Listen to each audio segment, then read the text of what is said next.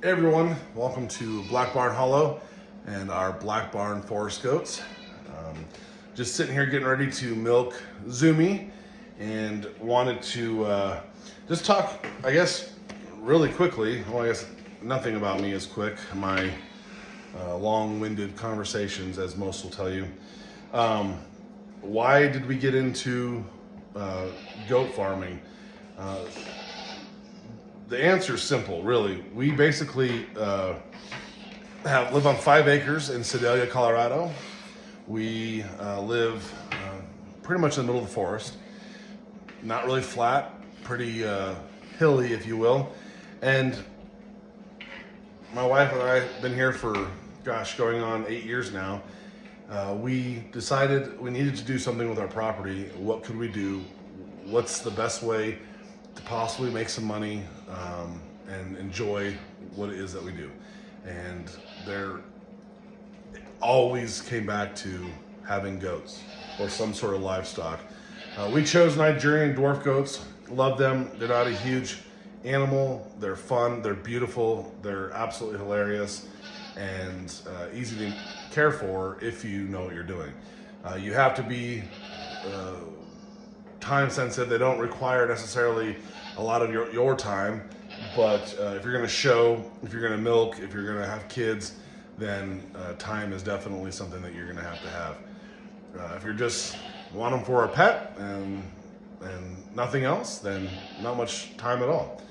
These guys have about an acre right now pasture, and we're getting ready to build our second one, so they enjoy life here at Black Barn Hollow. So I'm getting ready to milk Zumi, and kind of wanted to go into detail. So we decided and landed on Nigerian dwarfs for the simple fact that of any milking goat, any dairy goat that is able to be bred, the Nigerian dwarf has a much higher butterfat content than most other goats.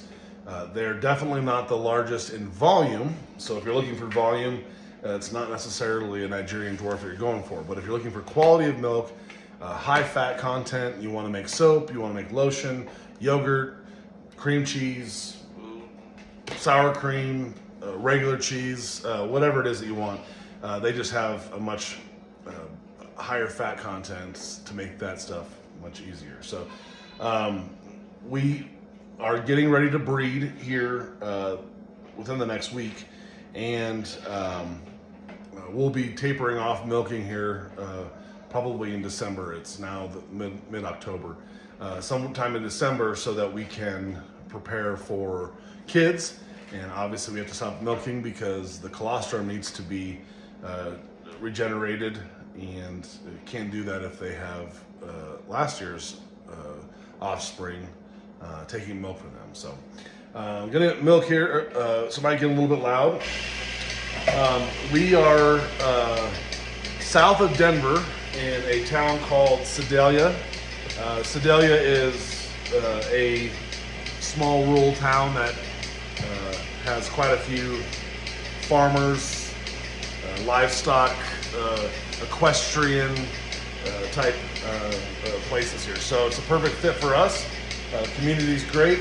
Have feed and hay stores close by, so it works out well for us. We are going to take the journey to start showing our goats next year.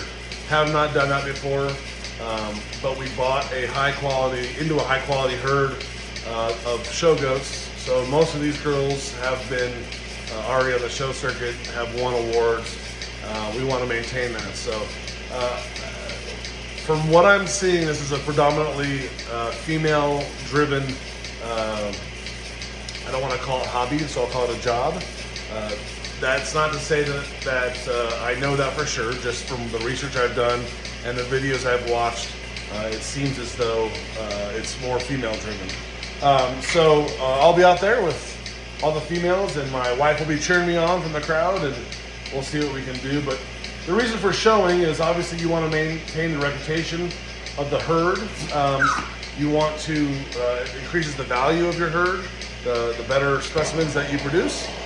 And why not? Everyone likes to win something. So we are excited for that. I have no idea what to expect, but I'm sure there will be something to laugh about at some point in the near future. Just clearing her out here. Zumi has, actually it works out better, but she has a larger udder than other Nigis, so I think it's easier to milk her. I think I say a lot too. We are looking to add to our herd, so we are browsing other herds around the country.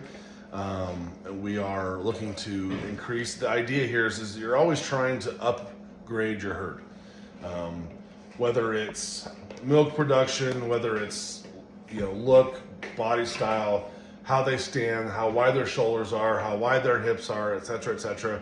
You're constantly looking at your herd and upgrading based on that.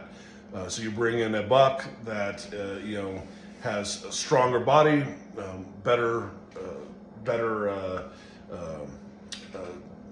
disposition, if you will. And again, these are all things I'm learning. So for those of you that are watching this that have been doing this for years, I'm sure you're cringing right now, but hey, we're gonna learn together, and I don't know until I know, but this is what I do know.